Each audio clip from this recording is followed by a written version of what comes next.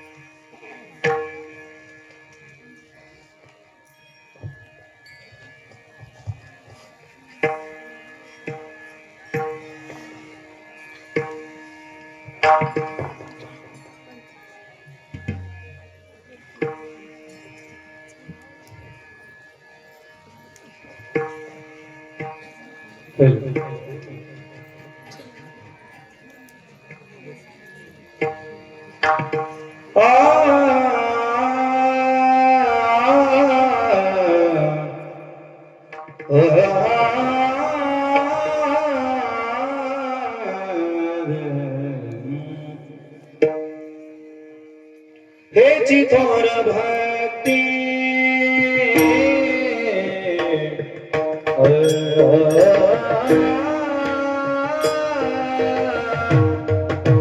हेची थोर भक्ती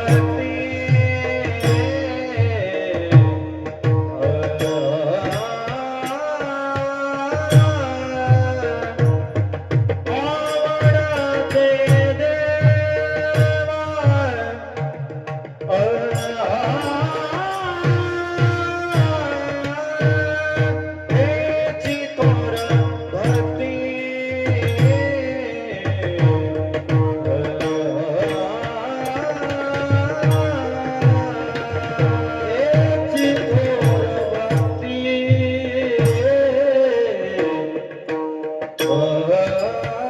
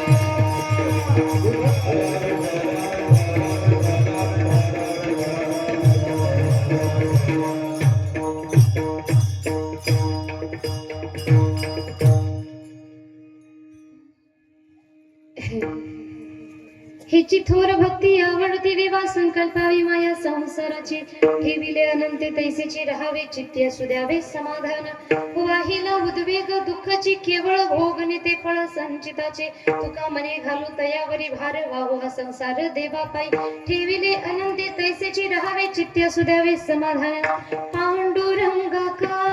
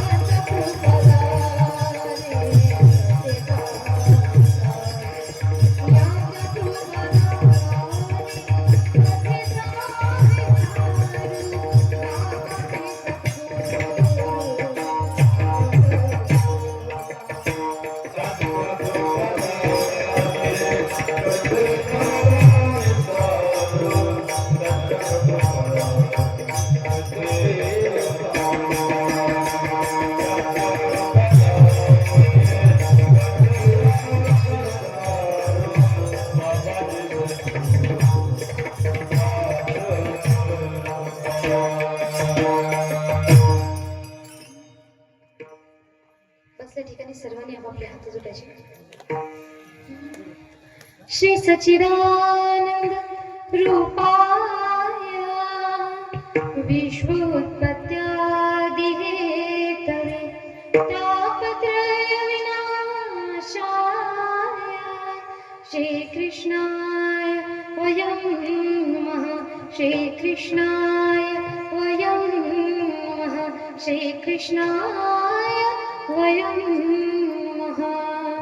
महायोग पीठे तटे भीमरथ्यं वरं पुण्डरीकाय गातुं मुनीन्द्रे समागत्यगिष्ट प्रमानन्दकन्द पारब्रह्मलिङ्गं भजे पाण्डुरङ्गं.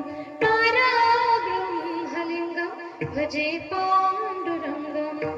नमामि शमीशान निर्वाणरूपं विभुं व्यापकं ब्रह्मवेदस्वरूपं निजं निर्गुणं निर्विकल्पं निरीहं चिदाकाशमाकाशवासं भजेऽहं.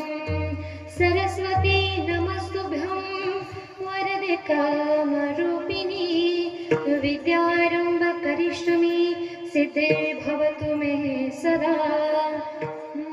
नमो ज्ञानेश्वर नमो ज्ञानेश्वर.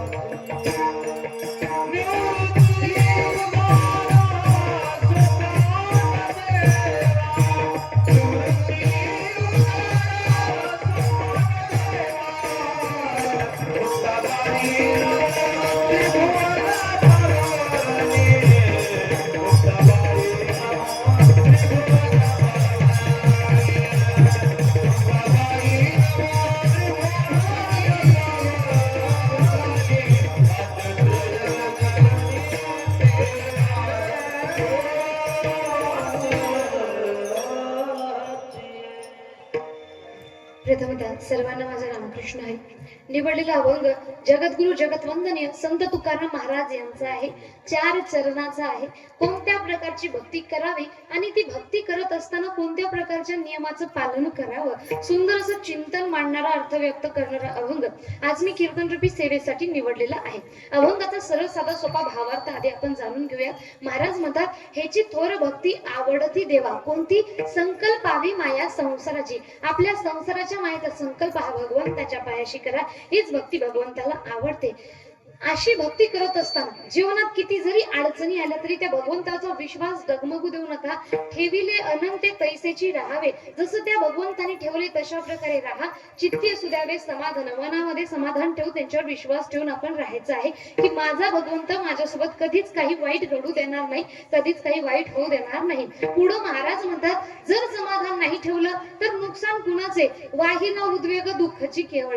आरडाओरडा करा, यानं काय होणार आहे? किती जरी दुःख केलं तरी दुःखाची केवळ यांना फक्त दुःख मिळणार आहे, कारण भोगणे ते फळ संचिताचे. किती जरी आरडाओरडा केला तरी सुद्धा, हसलं, रडलं, पडलं, चिरकलो, मनामध्ये समाधान ठेवलं तरी सुद्धा आपल्या संचित कर्मानुसार जे फळ आपल्याला भोगायचे, कर्माचं फळ ते भोगायला लागणार म्हणजे लागणार. शेवटी महाराज म्हणतात, तुका म्हणे घालू तयावरी भार. एक काम करा की सगळा जो संसाराचा भार आहे तो त्या भगवंतावर टाका. वाहू हा संसार देवापायी, सर्व संसार त्या भगवंताच्या पायाशी व्हा. हा झाला अभंगाचा सरळ साधा सोपा भावार्थ. विठ्ठल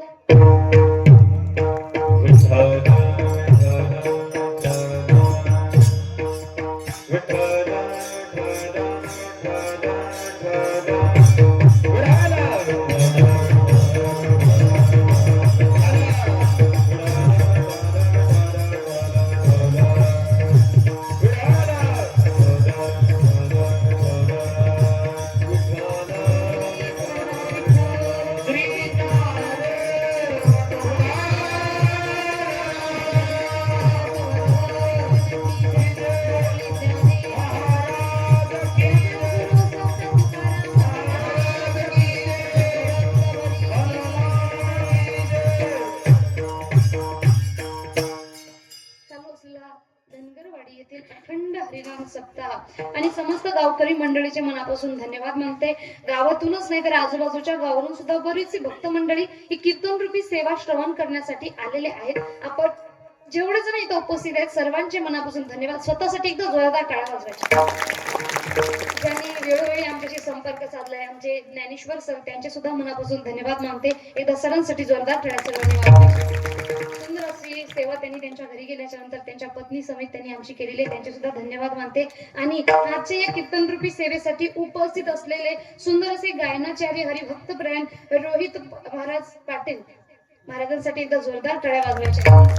सुंदर असा आवाज महाराजांचा आहे. हरिभक्तपरायण रामेश्वर महाराज पाटील महाराजांसाठी सुद्धा जोरदार टाळ्या वाजवायच्या. सुंदर असे गायनाचार्य हरिभक्तपरायण बालाजी महाराज मुळे. नाव कसं काय टाकलंय आजच मी. अच्छा, महाराजांचं सोपान महाराज, हरिभक्तपरायण सोपान महाराजांसाठी जोरदार टाळ्या वाजवायच्या. हरिभक्तपरायण भास्कर महाराजांसाठी सुद्धा जोरदार टाळ्या. विनेकरी बाबा, चोपदार बाबा, सर्वांचे मनापासून धन्यवाद मानते. जेवढे काही वारकरी मुलं इथं उपस्थित आहेत सर्वांसाठी एकदा जोरदार टाळ्या. सर्वांचे मनापासून धन्यवाद म्हणते. आजच्या या कीर्तन रूपी सेवेच्या दिवशी ज्यांचं अन्नदान होतं, श्री महेश रामराव सूर्यवंशी, श्री विठ्ठल दिगंबर सूर्यवंशी, श्री बालाजी कुंडाजी सूर्यवंशी, श्री बापूराव किसन सूर्यवंशी, श्री त्र्यंबक गणपत हलगरे, या सर्वांसाठी एकदा कडाडून जोरदार टाळ्या. कारण अन्नदान हे श्रेष्ठ दान म्हटल्या गेलेलं आहे आणि म्हणून सुंदर असं अन्नदान त्यांनी केले, त्यांचे सुद्धा मनापासून धन्यवाद मानते. चालू असला अखंड हरिनाम सप्ताह आणि सप्ताहाची आजची 5व्या दिवशीची कीर्तन रूपी सेवा, सुंदर अशी कीर्तन रूपी सेवा श्री हरिभक्तपरायण वैकुंठवासी ब्रह्मनिष्ठ विठ्ठल महाराज यांच्या कृपेने चालू असलेला सप्ताह आपल्या सर्वांचे मनापासून मी धन्यवाद मानते. आणि जास्त वेळ न घालता साऊंड ऑपरेटर दादाचे सुद्धा मनापासून धन्यवाद मानते. आणि आपल्या कीर्तन सुंदर असं पखवाज वादन ज्यांनी केलेलं आहे हरिभक्तपरायण अविनाश महाराजांसाठी जोरदार टाळ्या वाजवायच्या. अगदी सुंदर असं पखवाज वादन त्यांचं आहे. पुढे तर आपण बघणारच आहोत. मला ज्ञानेश्वर दादांनी सांगितलं होतं ताई पखवाज गायन यावेळेस एकदम सगळे टॉपचे लावलेले आहेत. पण मला वाटलं छोटस गाव नियोजन कशा प्रकारे होणार आपलं, परंतु गाव सुरुवातीला जेव्हा मी आली होती त्यापेक्षा 1000 पटीनं आपण स्वतःमध्ये सुधार करून एवढं भव्य दिव्य असं नियोजन केलेलं आहे. एकदम महाराष्ट्रातील ख्यातनाम गायक वादक सर्वांनी बोलवलेलं आहे. महाराजांचे सुद्धा मनापासून धन्यवाद मानते. सुंदर अशी चाल ज्यांनी वाजवली, सुंदर असे हात मृदंग म्हणे ज्यांना म्हणू शकतो, महाराजांसाठी एकदा कडाडून टाळ्या वाजवायच्या. हरिभक्तपरायण अविनाश महाराज त्यांचे सुद्धा मनापासून धन्यवाद मानते आणि कीर्तन रूपी सेवेला सुरुवात करते. विठ्ठल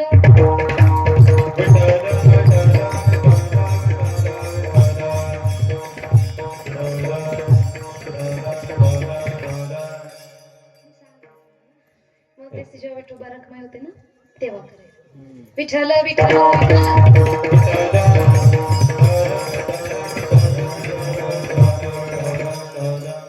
सर्वांनी 2 मिनिट हात वर करायचे. जोडा. ज्यांना ज्यांना भगवंताने दोन्ही हात दिले सर्वांनी वर करा, जोडा आणि मोठ्याने बोला राम कृष्ण हरी. आवाज मंडपाच्या बाहेर सुद्धा गेला नाही, थोडा मंडपाचा तरी तरी बाहेर जाऊ, गावामध्ये तरी जाऊ, जे घरी आहेत त्यांनी परत इथं सर्वांचे हात वर बोला मोठ्याने, बजरंग बली की जय श्रीराम. असा आवाज शेवटपर्यंत सर्वांनी टिकून ठेवायचा आहे. बघा, निवडलेला अभंग जगद्गुरु जगतवंदनीय संत तुकाराम महाराजांचा एक 4 चरणाचा आहे. अभंगाचं चिंतन मी आपल्या समोर मांडते. बघा, जीवनामध्ये आल्याच्या नंतर कोणत्या प्रकारची भक्ती करावी, कोणत्या प्रकारची भक्ती नाही, हा प्रश्न प्रत्येकाला पडतो. परंतु इथं संत पुढे येऊन आपल्याला उपदेश करतात की काय. संत म्हणतात, ह्याची थोर भक्ती कोणती, आवडती देवा कोणती, संकल्पावी माया संसाराची. आता बघा, सगळ्यात सोपी भक्ती संतांनी आपल्याला इथं सांगितलेली आहे. कोणती. आता आपण हरिपाठ म्हणतोय, हरिपाठाचा एक एक अभंग उचला आणि त्याचा अर्थ काय बघा. चहुवेदी जाणं काही शास्त्र कारण, 18 पुराण हरिशी गाती. नामाला सगळ्यात महत्व दिलेलं आहे. त्रिवेणी संगमी नाना तीर्थ भ्रमी, चित्त नाही नामी तरी ते व्यर्थ. हरिपाठामधलाच अभंग आहे. नामसंकीर्तन साधन पैसोपे, जळतील तापे हरिपाठामधलाच अभंग आहे. म्हणजे सगळ्यात जास्त महत्व कशाला दिलेलं आहे, नामस्मरणाला. संतांनी सांगितले, एखादा म्हणत असेल आम्ही संतांचं मानत नाही, शास्त्रामध्ये पुरावा असेल तर बोला. संत म्हणतात, आपलं शास्त्र सुद्धा सांगते, यत्फल नास्ति तपसा ना योगेना समाधेना तत्फल लभेत सम्यक केशव कीर्तनात. जे फळ बाकीच्या युगांमध्ये योग साधना समाधी तपस्या कशानेही मिळत होतं, ते फळ कलियुगामध्ये फक्त नामस्मरण मिळतं. कलियुगामध्ये काय करायचं, कलियुगा माझे करावे कीर्तन, फक्त नामस्मरण करा. या नामस्मरणाची ताकद काय तर म्हणतात, अहो नामसंकीर्तनम यस्य सर्व पाप प्रणाशनम. असलं पाप या पृथ्वी तलावरच नाही की ज्या पापाचा नाश नामस्मरणानं होणार नाही. या जन्मात नाही, जळतील पापे जन्मोजन्मांतरीचं पाप सुद्धा नष्ट होणार. बरं, एवढी ताकद या नामस्मरणामध्ये आहे. पण सोपं किती आहे म्हणतात, बैसलिया ठाई म्हणता राम राम, काय वयश्रम आयुष्य सांगा. बसल्या ठिकाणी मला सांगायचं, जेवण सर्वांनी केले, मान हलवू नका. मान हलवण्याचं काम कोणाचं असतं, नंदी बैलाचं. आपण कोण आहे, मनुष्य. मग आपण मान हलवायच्या. मग सर्वांनी बैसलिया ठाई म्हणता राम राम, काय वयश्रम आयुष्य सांगा. संत म्हणतात, बसल्या ठिकाणी जर भगवंताचं नाम घेत असाल, शास्त्रही तेच सांगते, संतही तेच सांगतात, ग्रंथही तेच सांगते, वेद शास्त्र पुराण सगळं तेच सांगते. एवढं महत्वपूर्ण असून किती सोपं आहे म्हणता राम राम, काय वयश्रमायचे सांगा. मिळून सर्वजण बोला बरं, जय श्रीराम. सर्वांचं जेवण झालं, एक घास तरी जिरला का.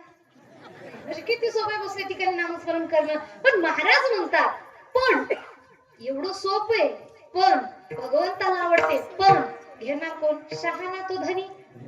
तुका म्हणे सोपे आहे, सर्वांपेक्षा सोपे हो, पण घेणार कोण, जो शहाणा आहे तोच घेणार. कारण सर्वजणांना हरिपाठाचा अभंग जवळपास पाठ असल्यासारखं आहे. प्रत्येक सप्ताहामध्ये आपण हरिपाठ ऐकतो. नामस्मरणाचं महत्व प्रत्येक कीर्तनकार आपल्याला सांगतो. हे नामस्मरण एवढं सोपं आहे, याच्यासाठी आपल्याला संसार सुद्धा सोडायची गरज नाही. संत म्हणतात, संसारी असावे असोली नसावे, भजन करावे वेळोवेळी त्या भगवंताची आठवण करा. तुम्ही 24 तास संसारामध्ये राहा, पण 24 तासामधले पूर्ण वेळ चित्त कामामध्ये, काम काही म्हणा राम राम. चित्त वेळ भेटला तिथं त्या भगवंतासाठी आपण वेळ काढायला पाहिजे. महाराज म्हणतात, पण हे काढणार कोण, हे तोपर्यंत काढू शकत नाही जोपर्यंत संसार डोक्याच्या थोडा तरी बाहेर जात नाही. कारण एवढं नामस्मरण सोपं आहे. मला सांगा, आपण सर्वजण बसलेले इकडे पुरुष वर्ग, एवढं नामस्मरण सोपं आहे. प्रत्येकाला माहित आहे, ताकद काय प्रत्येकाला माहित आहे.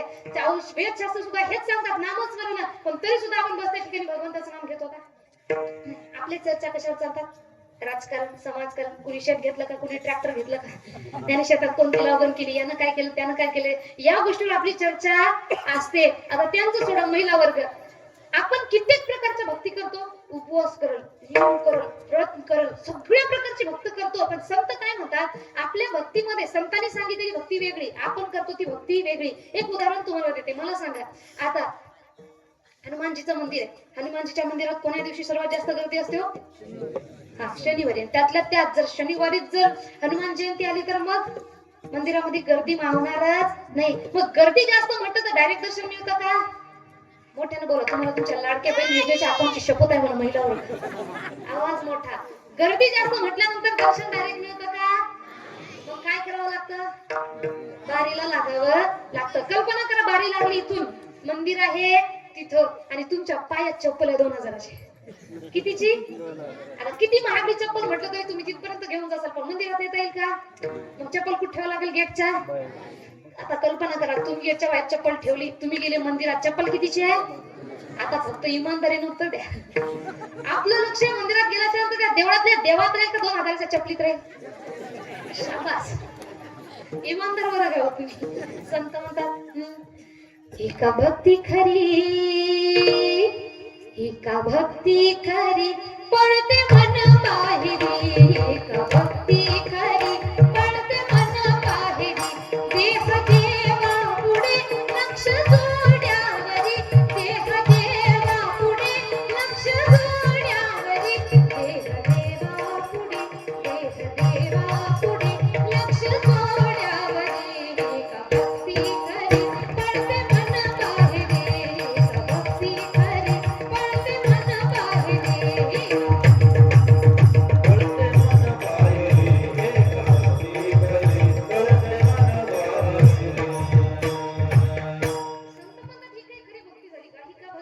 पळते मन बाहेरी. मग आपण सुद्धा काय करतोय? उपवास करतो, व्रत करतो, नियम करतो. संत ज्ञानेश्वर महाराज ज्ञानेश्वरी मध्ये सांगतात, अहो तुम्ही व्रते नियम न करावे, शरीराती न पिडावे, दुरीकेही न भाजावे, तीर्थासी गा. एखादा व्यक्ती एक कुंकोत शरीराचा आहे, भक्तीमध्ये जर उपवास त्रास देत असेल तर उपवास करायची गरज नाही, व्रत करायची गरज नाही. व्रत करतोय आक्रमण खाण्यात आहे, फायदा होणार त्यापेक्षा खा आणि देवाचं नाम घ्या, हे तरी सोपं पडतं. म्हणतात तुम्ही व्रत नियम नाही केलं तरी चालतं, हे शरीराला त्रास देऊन फायदा नाही, कुठं वनांना गेलं नाही तरी चालतं, पण घर बसल्या स्वधर्माचं पालन करा आणि नामस्मरण करायला सांगितलेलं आहे. आपण ह्या सगळ्या प्रकारची भक्ती केली, सोडली आणि आपण काय करतोय? उपवास 2-3 उपवास तापास करतोय. आणि संत म्हणतात उपवास जर करत असेल आणि समोरच्या व्यक्तीबद्दल जर मनातून निंदा करत असेल तर आपल्याला त्या उपवासाचं फळ भेटेल का? नाही. अनंत वाचाळ बरळ ते बरळ त्या कैसी निघो काळ पावे हरी. एखादा व्यक्ती अनंत वाईट बरळत राहतो मनामधून, त्याला भगवंत पावतील का? अजिबात नाही. मग महिला वर्ग मला सांगा, भगवंताचं नाम घेणं एवढं सोपं आहे. आपण उपवास घेतो पण देवाचं नाम घेत नाही. मग आपण बसल्या ठिकाणी देवाचं नाम घेतोय का? नाही. आपल्या डोक्यातले विषय काय चालू असतात? शेजाऱ्याच्या घरात काय चाललंय? पुढची लगेच विचारते काय सांगू? शेजाऱ्याची पोरगी गेली म्हणून. पुढची सांगते का कोणासोबत? मी म्हणते जास्त विचारपूस करू नको. काऊन? तुझं लक्ष लोकांच्या लेकराकडे होतं तेव्हा तुझाच पोरगा तुझ्या शेजाऱ्याची घेऊन. सांगण्याचं तात्पर्य काय? आपलं लक्ष लोकांच्या घरात, लोकांचं लक्ष आपल्या घरात. मग लोकांच्या घरामध्ये लोकांचा मुलगा काय करतोय, शेजाऱ्याच्या घरामध्ये शेजारची मुलगी काय करते, शेजाऱ्याच्या घरात शेजारचा मुलगा काय करते, याकडे फोकस करण्यापेक्षा, याकडे लक्ष देण्यापेक्षा माझ्या घरात माझी मुलगी माझा मुलगा काय करते याकडे लक्ष द्या. तुमची कधीच लेकरं वाईट वळणावर जाणार नाही. आणि आता तुम्ही म्हणत असाल ताई विनोद टाकला, अभंग कुठं गेला तर संत म्हणतात तुका म्हणे आईची थोर हानी केली करिता टवाळी जन्म गेला. याच्या त्याच्या टिंगल टवाळ्या करण्यामध्ये आपण आपलं आयुष्य वाया घालतोय, पण घर बसल्या नामस्मरण करत नाही. म्हणून महाराज म्हणतात नामस्मरण सगळ्यात सोपी भक्ती आहे. ही भक्ती थोर आहे, भगवंताला सुद्धा आवडते, पण हे आपण तोपर्यंत करू शकत नाही जोपर्यंत संसार थोडा तरी डोक्याच्या बाहेर जाणार नाही. मग महाराज म्हणतात कोणती भक्ती करायची? अभंगाचं प्रथम चरण. हेची थोर भक्ती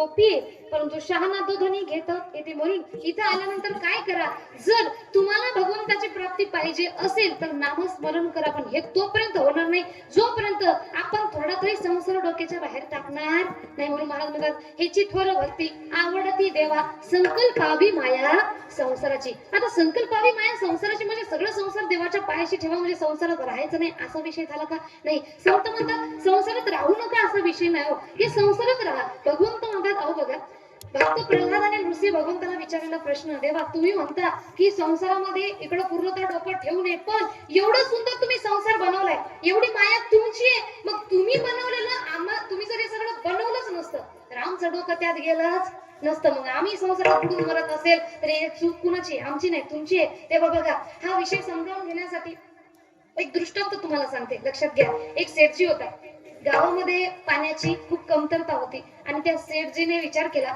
ज्याच्याकडे पैसा आहे त्यानं समाज कार्यासाठी तो लावायला पाहिजे. खूप भरपूर पैसा आहे, थोडा तरी समाज कार्यासाठी लावायला पाहिजे, कारण किती जरी स्वतःला घेऊन जातो म्हणून तोवर काही आपल्याला तो कामी येणार नाही. म्हणजे कमवू नका असा विषय नाही, कमवा, पण थोडा तरी समाज कार्याला लावायला पाहिजे. त्या सेठजीने विचार केला, आमच्या गावातील महिलांना फार लांबून लांबून पाणी आणावं लागतं आणि म्हणून त्यांच्यासाठी मी गावातच विहीर बनवल. आता त्या सेठजीने एक सुंदर अशी विहीर त्या गावामध्ये बनवली. आता गावच्या महिला त्या विहिरीमधून पाणी भरू लागल्या, एवढ्या आनंदी झाल्या, रोज त्या सेठजींना वा वा वा वा म्हणू लागल्या. एक दिवस एका महिलेची मुलगी तिथं खेळत तिची आई पाणी भरत होती, तिची मुलगी तिथं आली आणि त्या पाण्यामध्ये विहिरीमध्ये पडली.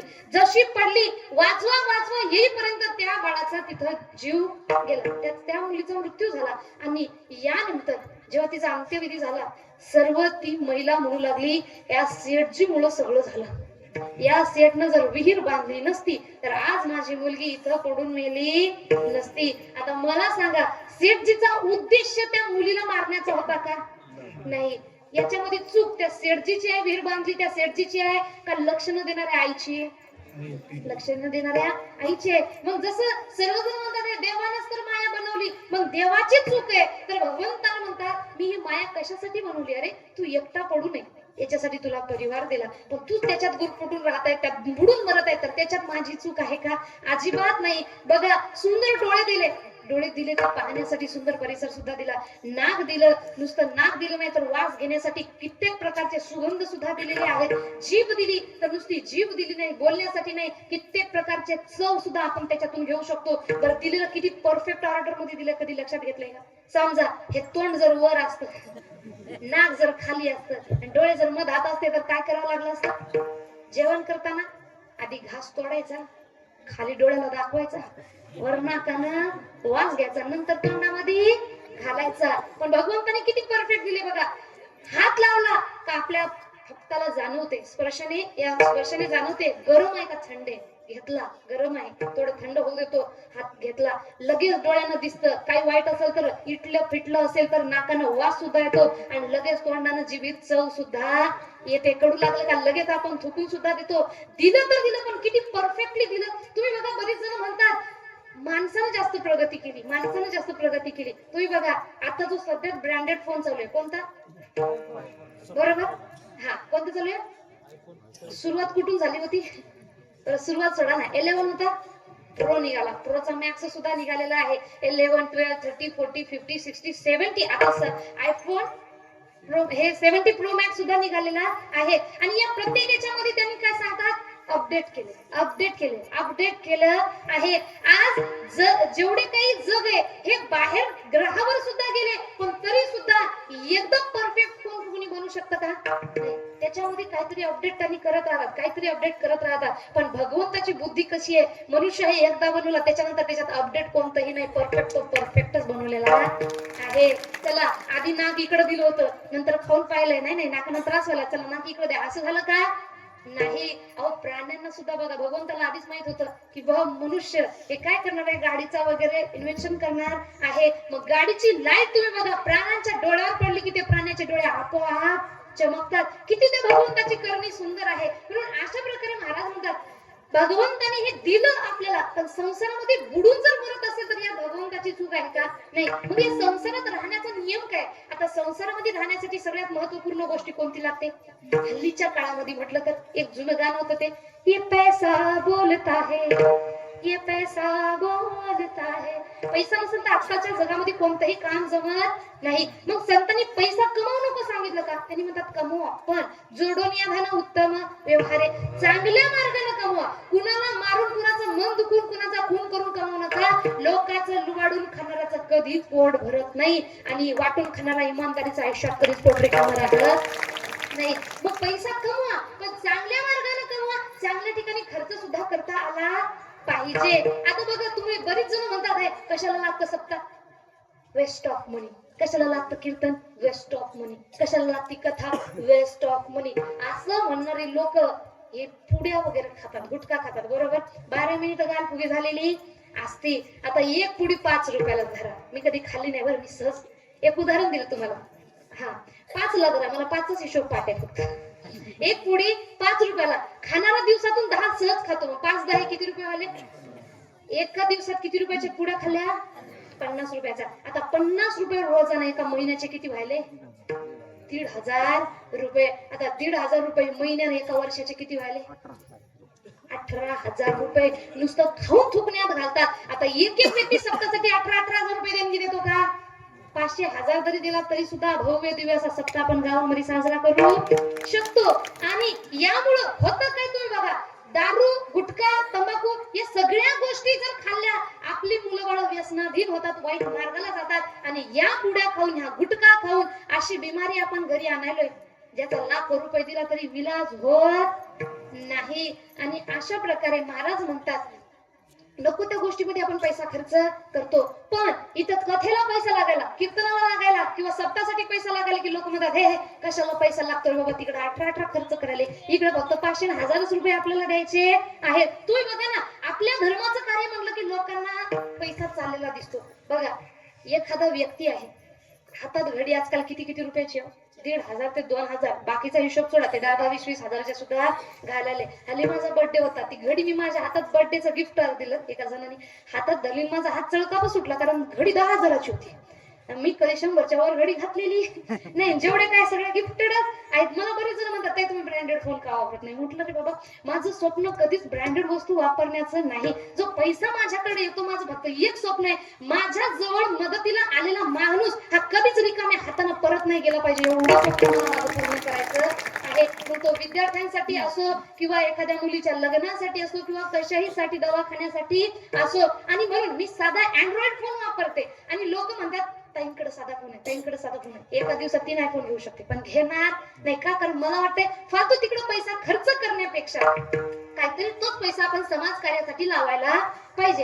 हे माझं मत आहे. मग दिसणाऱ्याला आपण गरीब दिसलो तरीही चालतं. आपण कोण आहे आणि आपण काय हे आपल्याला माहित असतं. लोकांना दाखवण्याची अजिबातच गरज नाही. मग आजकाल लोक काय करतात तुम्ही बघा, एखादी घडी घेतली, 1,500 2 हजाराच्या खाली घडी लोक घालून गेले. 2-3 हजाराचे चप्पल भेटायला, बूट मुलांचे, बरोबर ना? मोबाईल आपल्या खिशामध्ये 30-35 हजाराच्या वर आहे. ते ब्रँडेड म्हटलं तर 1-1.5 लाखाच्या वर मोबाईल आहेत. आता एवढ्या महाग वस्तू आपण घेतोय, 1.5 लाखाच्या गाड्या आपण घेतोय, पण तरी सुद्धा मला सांगा 20-25 हजाराचा फोन तेच काम करायला, 1.5 लाखाचा फोन सुद्धा तेच काम करत आहे. आता बरीच जण लोक म्हणतात 10 रुपयाचं दूध जेव्हा आपण महादेवावर टाकायला नेतो तर हीच लोक बोलायला येतात काय, ते दूध तिकडे देण्यापेक्षा गरीबाला दान द्या ना, बरोबर ना? सप्ताहामध्ये पैसा घालण्यापेक्षा गरीबाला दान द्या ना. मी काय म्हणते, 1.5 लाखाचे मोबाईल घेण्यापेक्षा 30-35 हजाराचा मोबाईल घ्या, वर येणारे पैसे गरीबाला दान द्या ना. इथं काय गरीब दिसत नाहीत का? एवढ्याला महाग घड्या घेण्यापेक्षा ते पैसे गरीबाला दान द्या ना. एवढे 500 रुपयापर्यंत सुंदर चप्पल येते, बरोबर? 500 1000 पर्यंत सुंदर चप्पल येते. मग 500 1000ची चप्पल घ्या, वरचे पैसे गरीबाला दान द्या ना. इथं कुणाला गरीब दिसणार नाही. सुंदर 200 300 400 पर्यंत ही सुंदर घडी येते. त्या स्मार्टच वॉच घालावं म्हणून महत्व आहे का? नाही. स्मार्ट वॉच असणं महत्वाचं नाही, स्मार्ट व्यक्ती असणं हे महत्वपूर्ण आहे. पण हे सांगावं पूर्ण महाराज नको त्या गोष्टीच्या मार्गाला आजकाल आपण लागलेलो, फक्त ब्रँड आणि ब्रँडच्या मार्गाला लागलोय. मग अशा प्रकारे महाराज म्हणतात धर्माच्या ठिकाणी पैसा चालला तर लोकांना तो दिसतो, हा पैसा चालला आणि इकडे वायफाय कितीही घाला, बाहेर देशातले ब्रँड्स आपण घेतोय आणि त्या बाहेर देशामध्ये तो पैसा चाललाय, हा कुणालाही दिसत नाही, पण 10 रुपयाच्या दुधासाठी लोक म्हणतात ते गरीबाला दान द्या. म्हणून लोकांनी आपल्याला आपल्या धर्मावरून भटकवण्याचा किती जरी प्रयत्न केला तरी सुद्धा आपण सर्वांनी एकत्र मिळून राहायला पाहिजे. आपण आपला धर्म, आपण आपली संस्कृती जीवात जीवाय तोपर्यंत सर्वांनी जपली पाहिजे. आणि अशा प्रकारे आता संसारात राहायचा नियम काय? पैसा कमावणं का असा नियम नाही. चांगल्या मार्गाने कमवा, चांगल्या ठिकाणी खर्च सुद्धा करता आला पाहिजे. आणि एखादा जर व्यक्ती म्हणत असेल मी फक्त कमावणार, तर तो व्यक्ती किती जरी कमावून ठेवला तर त्याला वर नेता येईल का? पैसा म्हणतो एक तर तुम्हाला खर्च कर, त्या तुम्ही मनाने निघून जाणार. बरोबर? जेवढा आपण पैशाच्या मागे धावणार, पैसा पुढे पुढे धावतो. जेवढा आपण मेहनत आणि समाज कार्याच्या मागे धावणार, त्या भक्तीच्या मागे धावणार, तेवढा पैसा आपल्या मागे पळत येतोय. आणि अशा प्रकारे मला स्वतःचा अनुभव आहे बरं का. जेव्हा पण ग्रंथपूजन असतं ना, माझी कथा असली, ग्रंथपूजन असेल, लोक 500 200 100 असे ठेवत राहतात. मी काय करते, त्यांनी ठेवायले ग्रंथपूजनासाठी, ठीक आहे, एखादी म्हातारी आजी दिसली, तिच्या गळ्यात फुटका मणी जरी नसला, तिथलेच पैसे घेते आणि त्यांना देते, इकडलेच पैसे घेते आणि त्यांना देते.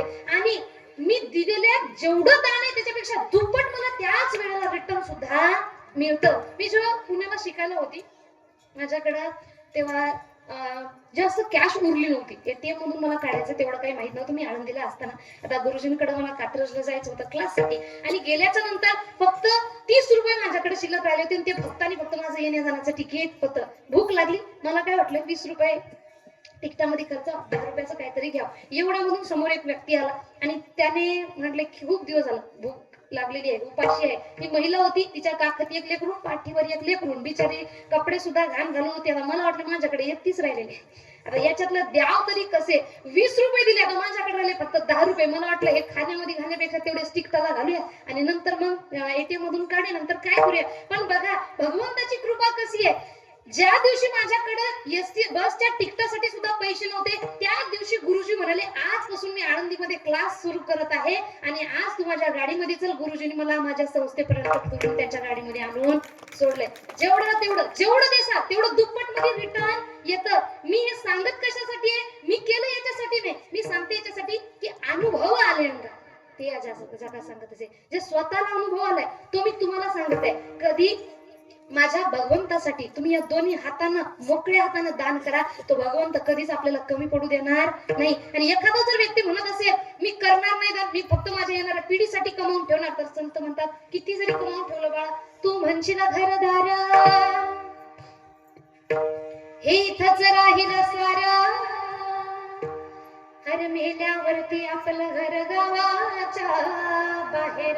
अरे घे घे घे हरी नाम घे, माया सारी सोडून दे, हात लावून नशिबाला का रडतो सटाय काही या संसारा पायी, या संसारा पायी, या संसारा पायी, या संसारा पायी, या संसारा पायी, या संसारा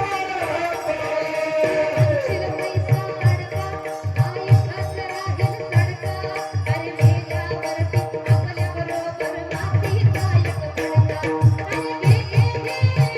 पायी.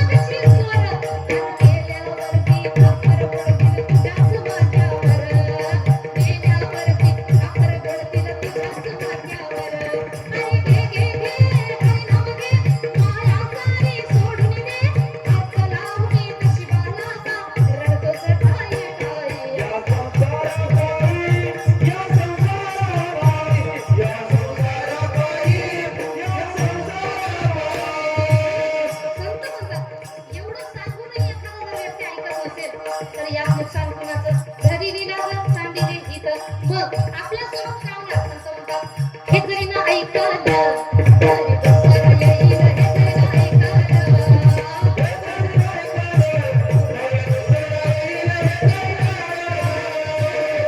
दुसरं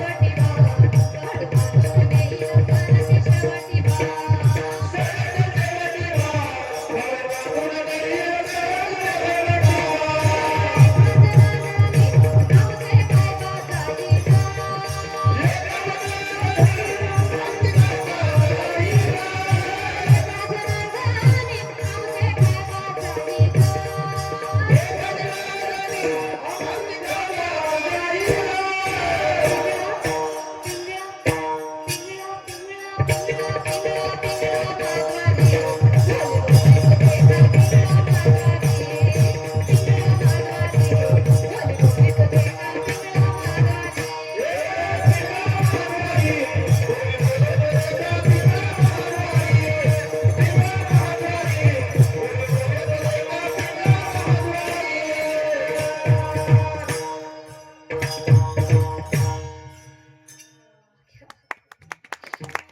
अशा प्रकारे महाराज म्हणतात जर तुम्ही जर समाज कार्यासाठी खर्च करत नसाल आणि तो जर जपून ठेवत असाल तर यात नुकसान कुणाचं आहे तू म्हणशील घरदार हे इथंच राहील साधने मेल्यावरती आपलं घरगावाच्या कोणी म्हणत नाही मेलेला व्यक्ती माझ्या घराजवळचा होता त्याची माती माझ्या घराजवळ करा किंवा त्याचं सरण माझ्या घराजवळ फुका तुम्ही बघा मनुष्य मेल्याच्या नंतर एक क्षण होत नाही एखाद्या व्यक्तीचं मृत्यू दवाखान्यामध्ये झाला त्याचं नाव राम असेल श्याम असेल सीता असेल गीता असेल काही असेल आता त्याच्या बॉडीला आणताना राम कुठपर्यंत आला श्याम कुठपर्यंत आला असं म्हणतात का सरळ सरळ काय म्हणतात बॉडी कुठपर्यंत लाश कुठपर्यंत आली कुणी बाबा म्हणतं का काका म्हणतं का अजिबात नाही सरळ सरळ मरून एक क्षण झाला नाही माणसाचं नाव गेलं सरळ सरळ त्याला म्हणतात बॉडी कुठपर्यंत आली एखादा व्यक्तीचा मृत्यू झाल्याच्या नंतर तो व्यक्ती ज्या गादीवर झोपत होता ती गादी फुकून किंवा फेकून देतात का त्या व्यक्तीची आठवण येऊ नये म्हणून तो त्याचे जे कपडे होते ते सुद्धा फेकून किंवा फुकून दिले जातात का त्यांची आठवण येऊ नये म्हणून किंवा म्हणतात ती व्यक्ती लागल किंवा त्या व्यक्तीची आठवण येऊ नये आपण मरायच्या आधी म्हणतो अरे अरे अरे मी गेल्याच्या नंतर माझ्या घरच्यांचं कसं होईल तीच लेकरं तीच लोक आपण मेल्याच्या नंतर म्हणतात त्याला बुंदीचे लाडू आवडत होते ना फेका का पुन्हा लागून आमच्या घरात वापस येऊ नये यासाठी आणि आपण म्हणतो मी गेल्यावर माझ्या घरच्यांचं कसं होईल कुणाचं कुणा वाचून राहत नाही संत म्हणतात नाही रे नाही कुणाची कोणी नाही रे नाही रे नाही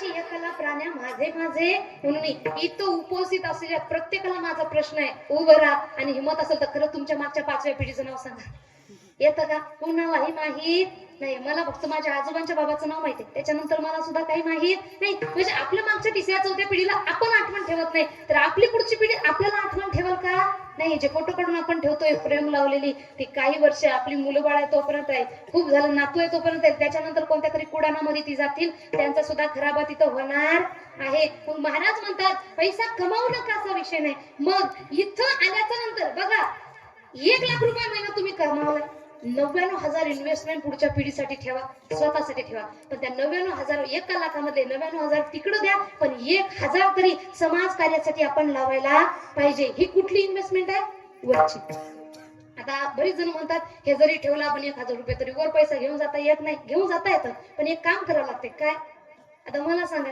मी तुम्हाला सांगण्यापेक्षा तुम्हीच मला उत्तर द्या तुमच्याकडे पैसे रुपये बरं का 1 लाख रुपये तुमच्याकडे आहे तुम्ही गेले अमेरिकेमध्ये तुम्हाला ते 1 लाख रुपये खर्चता येतील का नाही का तिथली करन्सी काय डॉलर मग जर आपल्याला आपला 1 लाख रुपये जर अमेरिकेमध्ये खर्चायचे असेल तर काय करावं लागेल हा first we have to change our currency आपल्याला आपली करन्सी कन्वर्ट करून घ्यावं लागेल जी रुपयामध्ये तिला डॉलरमध्ये कन्वर्ट करावं लागेल तेव्हा आपण तिथला रुपया तिथं सुद्धा खर्चू शकतो. या व्यतिरिक्त तिथं जर हे रुपये घेऊन गेले तर कागदाच्या तुकड्याशिवाय तिला काही महत्व नाही, आणि तिथं डॉलर इथं घेऊन आलो तर त्याला सुद्धा कागदाच्या तुकड्याशिवाय काही महत्व आहे. जस्ट पीस ऑफ होते फक्त कागदाचा तुकडा. मग आता बघा, वेगवेगळ्या देशाचं वेगवेगळं चलन. आपल्या देशाचं रुपये, पुण्या देशाचं डॉलर आहे, कुणाचं युरोज आहे, कुणाचं येन आहे.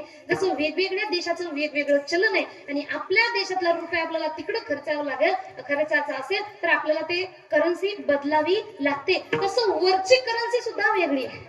वरच्या करन्सीचं नाव आहे पुण्य, आणि ते मिळतं इथं पृथ्वी तलावर मनुष्य जन्म मिळाल्याच्या नंतर. दान धर्म, भुकेलेला घास द्या, तहानलेल्याला पाणी द्या, पुढं चाललाय त्याला साथ द्या, थांबलाय त्याला हात द्या. आयुष्यात कधीच कोणत्या गोष्टीची कमतरता पडणार नाही. आणि हे जे सत्कर्म आपण करतोय, इथं जे चांगले कार्य केले, हे पुण्य नावाची करन्सी हे वर जमा होते, आणि ही आपल्याला तिथं सुद्धा कामाला येते. आणि म्हणून महाराज म्हणतात संसार सोडा असा विषय नाही. या धन कमवा, संपत्ती कमवा. बरेच जण म्हणतात कमवू नका, कमवू नका असा विषय नाही. मी तर मुलांना म्हणते, युवा वर्गांना एवढं कमवा की म्हातारपणी आपल्या आई वडिलांना आणि गर्भवती असताना आपल्या पत्नीला या प्रायव्हेट वाहनाने, बस वगैरेच्या धक्का मारत प्रवास करायची गरज पडली नाही पाहिजे. आपल्या आई वडिलांना पुन्हा पुढे झुकायची गरज पडली नाही पाहिजे. आपल्या पत्नीला स्वाभिमानानं जगता आलं पाहिजे, एवढा आपण कमवायला पाहिजे. पण हे कमावत असताना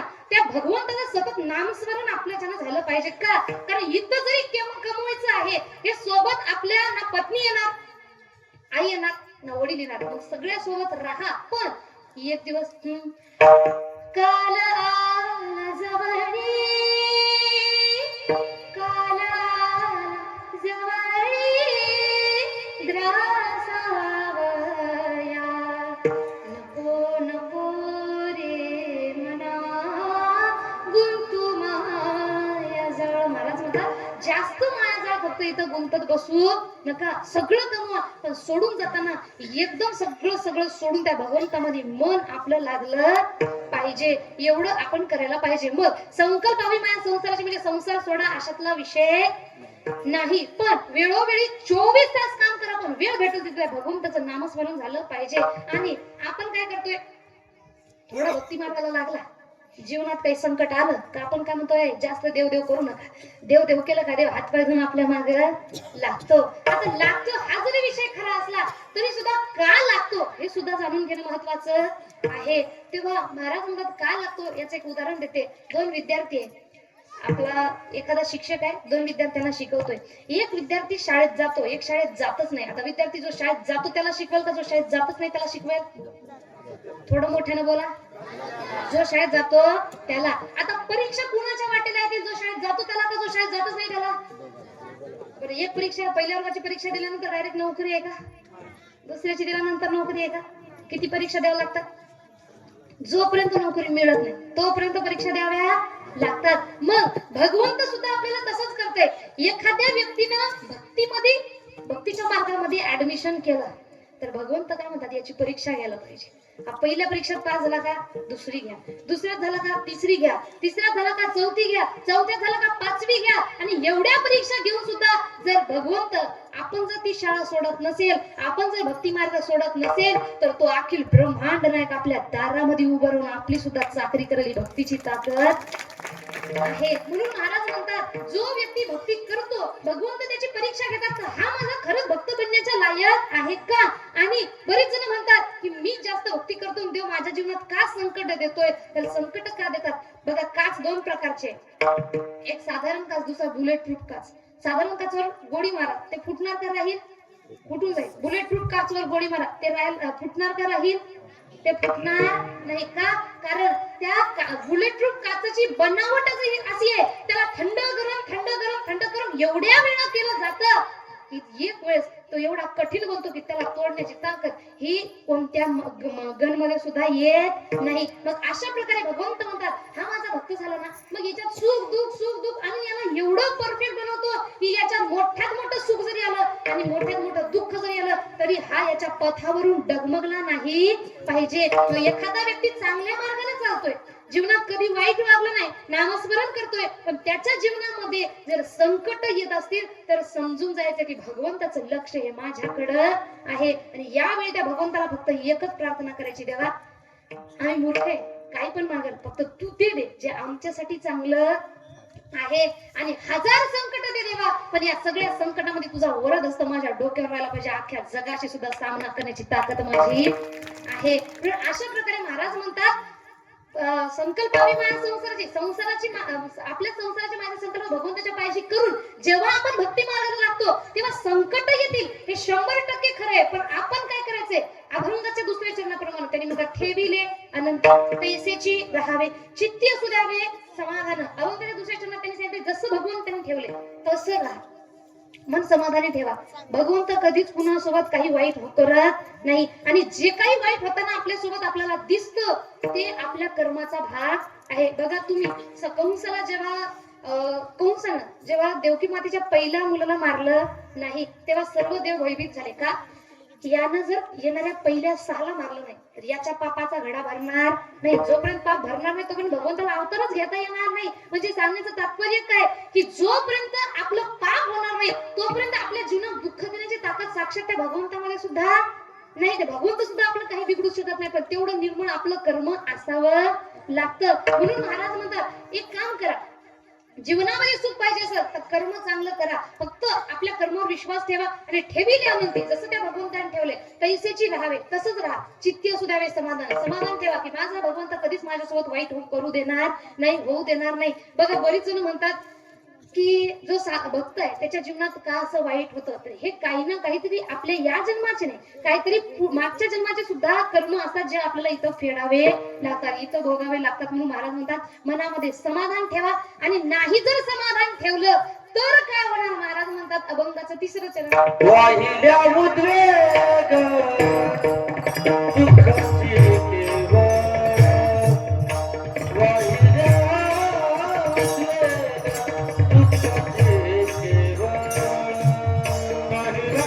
केवळ,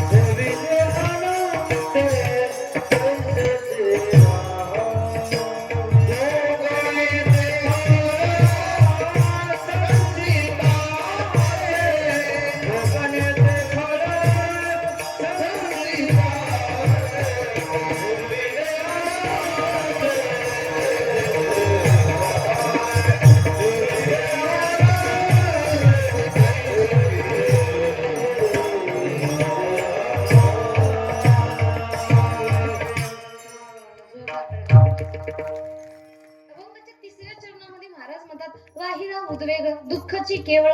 किती जरी उद्वेग केला समाधान ठेवलं नाही, किती उद्वेग केला आरडाओरडा केला तरी भोगणे ते फळ संचिताचे. संत म्हणतात आपल्या संचित कर्मानुसार जे फळ भोगायचं ते हसलं तरी भोगावं लागणार, रडलं तरी भोगावं लागणार. कारण सांगतात ना जैसे ज्याचे कर्म तैसे फळ दे तुरे ईश्वर, जैसे ज्याचे कर्म तैसे फळ दे तुरे ईश्वर.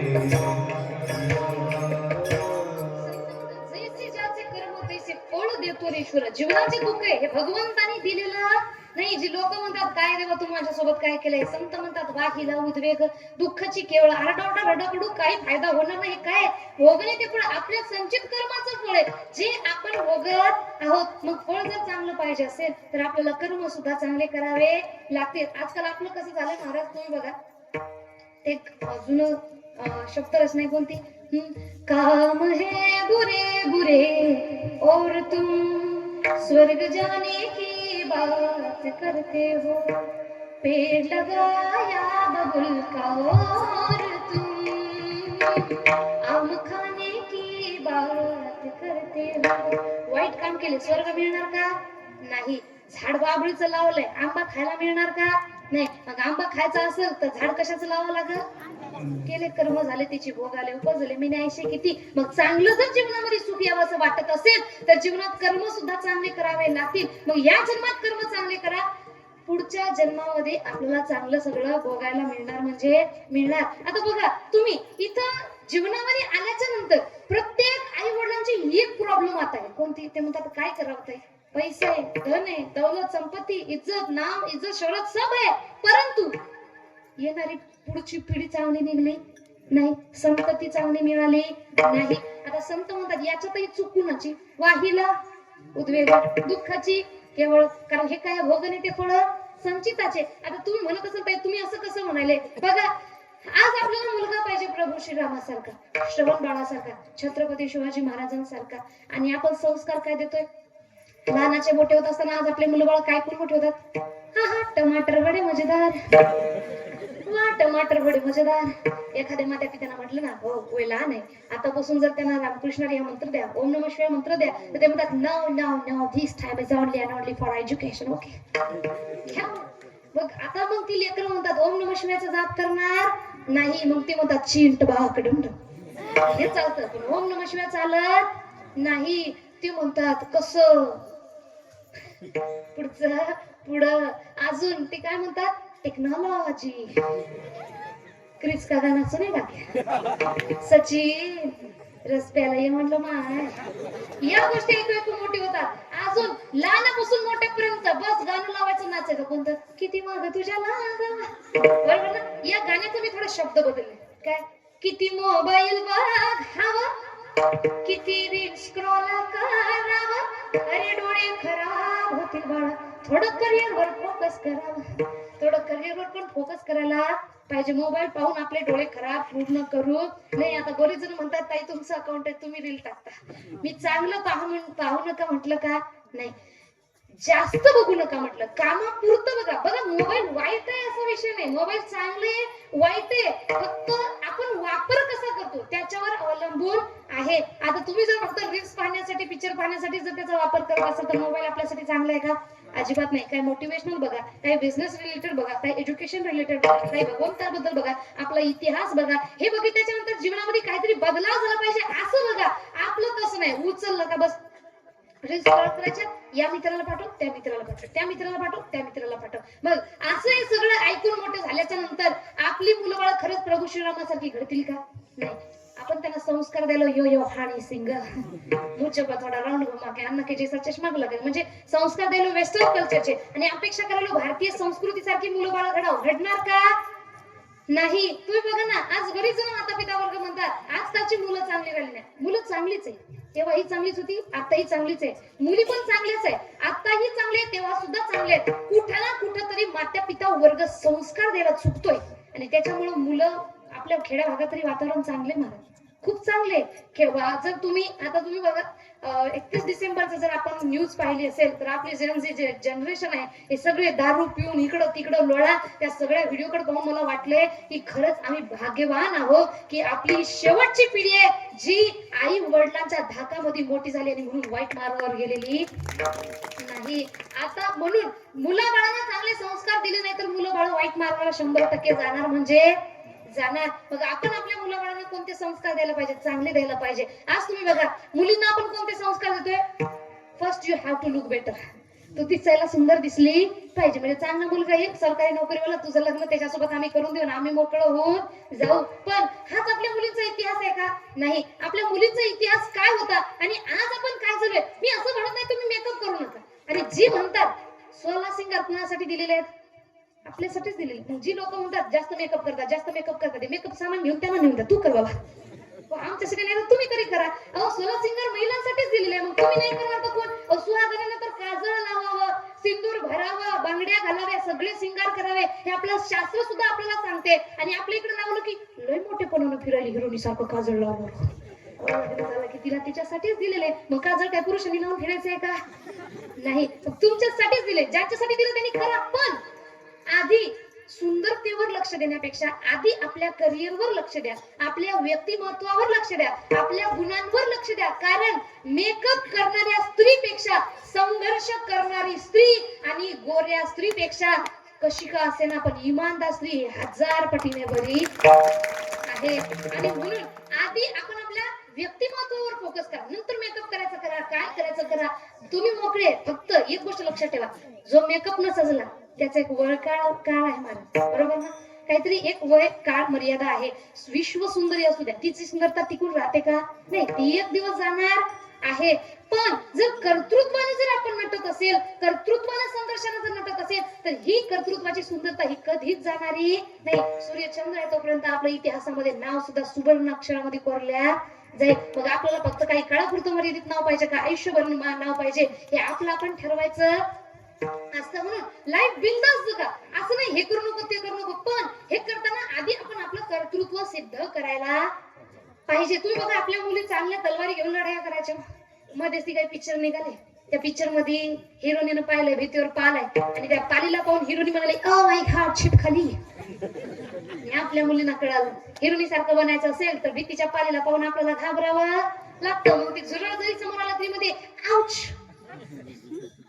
ओ माय गॉड कॉकरोच आहे. म्हणजे आपण त्यांचं अनुकरण करतोय, पण त्यांचं अनुकरण करण्यासाठी ते खरंच एवढे आपले आयडॉल असण्याचे लायक आहेत का? मी त्यांना वाईट म्हणत नाही, पण कुणाला आयडियल बनव हे आपलं आपण कळायला पाहिजे. आपला इतिहास बघा, मुली कशा होत्या आपल्या. अरे बुंदेले हल बोलो के मोहल्ले सुनी कहाणी थी, खूप लढी मर्दानी वो तो झांसी वाली राणी. इतिहास आपल्या महिलांचा आहे. अहो आज स्वतःच्या खजिन्यामधून आज ज्या 12 ज्योतिर्लिंगाचं दर्शन करतोय, त्या सर्व 12 ज्योतिर्लिंगाचा पुनश्च एकदा स्वतःच्या खजिन्यामधून जीर्णोद्धार करल्या पुण्यश्लोक अहिल्यादेवी होळकर. या आपल्या आदर्श असले पाहिजे. आज या स्वराज्याला एक नाही तर 2-2 छत्रपती देणाऱ्या माँसाहेब जिजाऊ या आपल्या मुलींच्या आदर्श असल्या पाहिजे. सावित्रीबाई फुले आपले आदर्श असल्या पाहिजे. असे आपले आदर्श आहेत का? नाही. आपले आदर्श टीव्ही पिक्चर मोबाईल मधले हिरो हिरोनी. मग आपली मुलं पिक्चर पाहून मोठी होतात, त्या पिक्चर मध्ये पळून जाणारे पिक्चर पाहून मोठी होतात आणि मोठं होऊन आपली मुलं बाळ प्रेम करायला पळून झाली की आपण म्हणतो देवा आजकालची लेकरं चांगली राहिली नाही. दाखवणारे कोण आहे? आपणच आहे.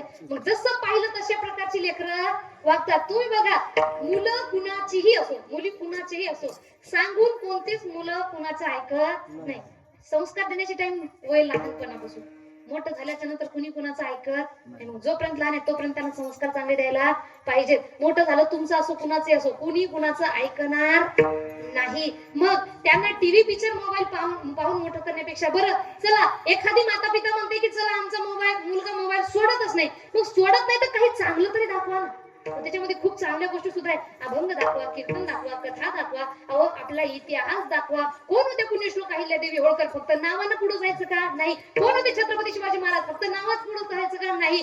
त्याचा इतिहास पहा.